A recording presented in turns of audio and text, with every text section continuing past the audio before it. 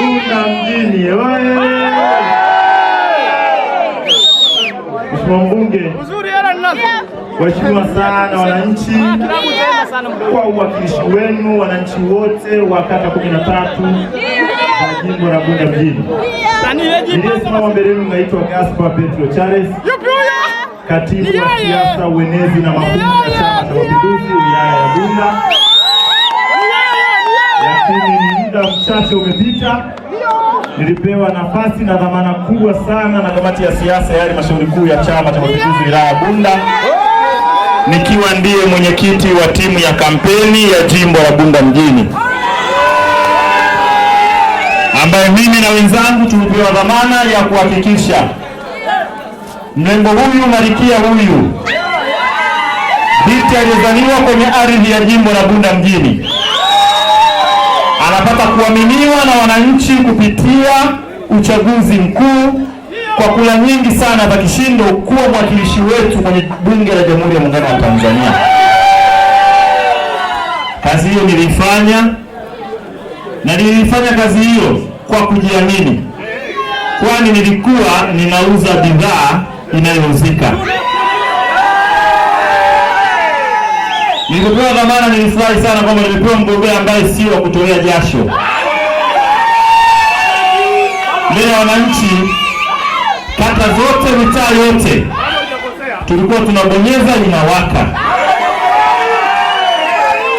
Sasa Mheshimiwa Mbunge, tuliahidi ahadi nyingi sana kwenye mkutano, ile ambayo imeelekezwa ndani ya ilani kupitia kitabu chetu chenye kurasa 77.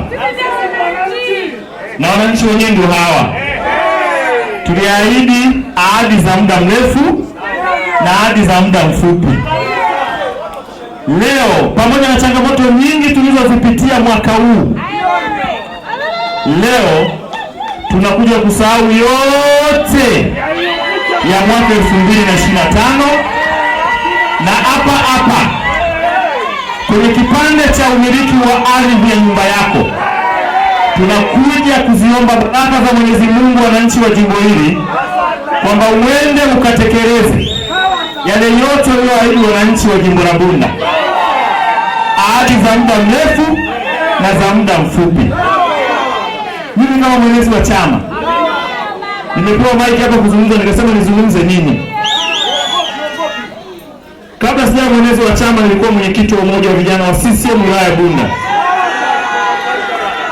ambaye niliaminiwa mwaka 2017 nikipokea kijiti kutoka kwa diwani wa kata ya Bunda Store kakaangu Fabian. Lakini kwa miaka 5 nikiwa mwenyekiti wa vijana, mwenyekiti mstaafu, tafadhali njoo.